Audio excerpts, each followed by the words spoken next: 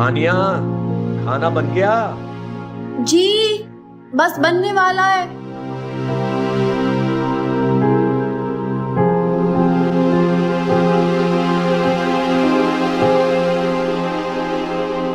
क्या कर रही हो?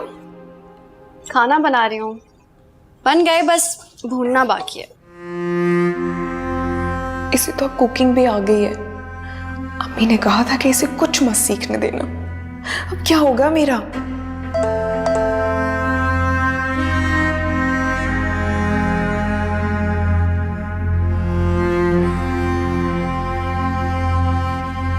क्या बात है? किसका मैसेज है जो इतना मुस्कुराया जा रहा है?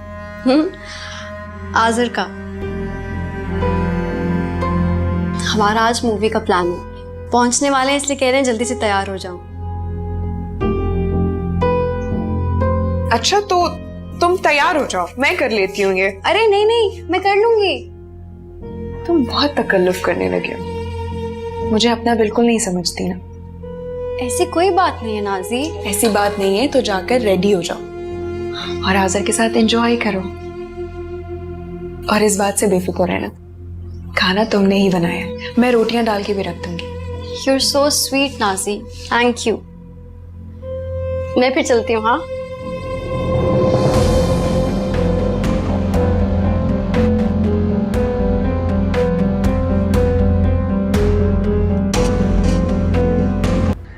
कुछ भी हो बेटा, लेकिन तुम्हें इस तरह अकेले नहीं आना चाहिए था, वो भी किसी को बताए बगैर।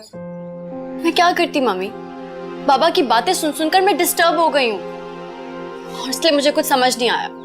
और आप फिक्र ना करें, मैं आज़र को बता कर आई थी। बाबा घर नहीं थे, वरना उनको भी बता कर ही आती। हाँ नई जिंदगी की शुरुआत में ऐसी बहुत सी बातें होती हैं बेटा, और फिर लड़की के लिए ससुराल का माहौल और वहाँ के लोग अजनबी होते हैं।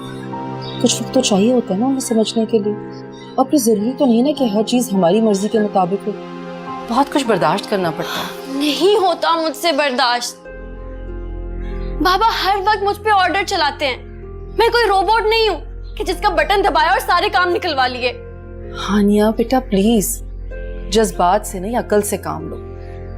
शादी जिंदगी भर का फैसला होता है, निभाना पड़ता है। ऐसे छोटी छोटी बातों पर परेशान होकर घर नहीं छोड़ा जाता। मुझे देख लो, जब मैं इस घर में ब्याह कर आई थी तो 10 लोग थे यहाँ पर, और तुम्हारी दादी कोई भी मुलाजिम रखने के सख्त खिलाफ थी। तुम्हारे बाबा सबसे बड़े थे तो जाहिर है मैं सबसे बड़ी बहू। 10 साल साथ रही हूं मैं पूरे। जब तक सबकी शादियां नहीं हो गई साथ ही रहते थे हम। दिलों को जीतना मुश्किल जरूर है मगर नामुमकिन नहीं है, ये मेरा अपना तजुर्बा है। मैं तो यही कहूंगी कि इस वक्त तुमने गलती की है, और मैं नहीं चाहती कि तुम्हारी ये गलती तुम्हारे बाबा या हमाद को पता चले। बेटा मर्द बहुत जज्बाती होते हैं, वो इन मामलात को नहीं समझते। और अब तो वो हमाद का ससुराल भी है, हमें रिश्तों की नज़ाकतों का ख्याल रखना है। आपको क्या लगता है कि मैंने कोशिश नहीं की होगी? मम्मी मैं अपनी तरफ से हर चीज कर चुकी हूँ, हर कोशिश कर चुकी हूँ उनको खुश करने की, लेकिन उस घर में मुझसे कोई खुश नहीं होता। हानिया इधर आओ, बात सुनो मेरी, इधर आओ।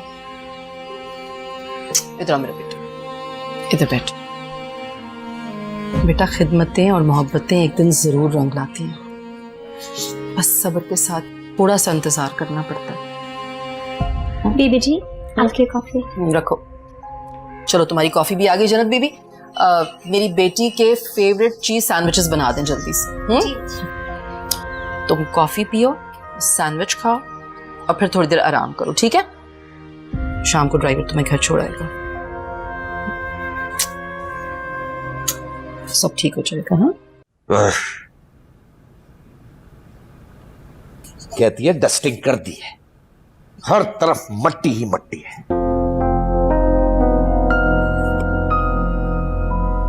सारे काम इस घर के मुझे ही करने पड़ते हैं, किसी काम जोगी नहीं है ये हानिया। तौबा तौबा तौबा, इतनी फुअर लड़की मैंने अपनी जिंदगी में नहीं देखी। मजाल है कोई काम ढंग से कर ले। सोचा था घर में बहू आएगी, सारे काम संभाल लेगी और मैं आराम करूंगा। नहीं भाई, सारे काम तो मुझे ही करने हैं।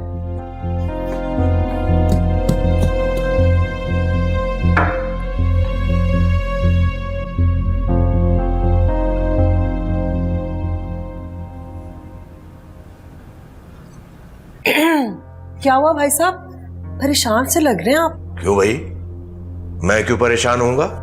मैंने सोचा हानिया जो चली गई इसलिए। हानिया चली गई? कहां चली गई? तो आपको नहीं पता? वो थोड़ी देर पहले निकल कर गई है, बहुत गुस्से में लग रही थी। मैंने पूछा तो झड़क दिया। यानी मुझे बताए बगैर चली गई? वही तो।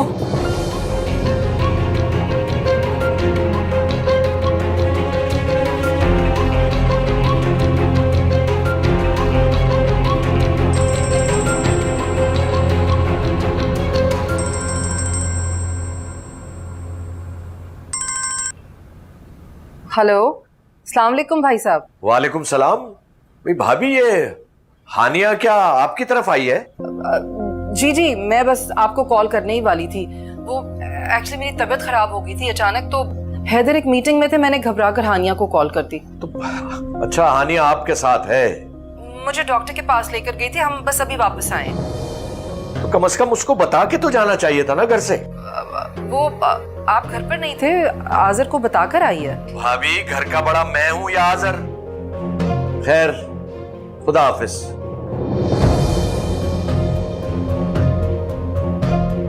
कमाल है,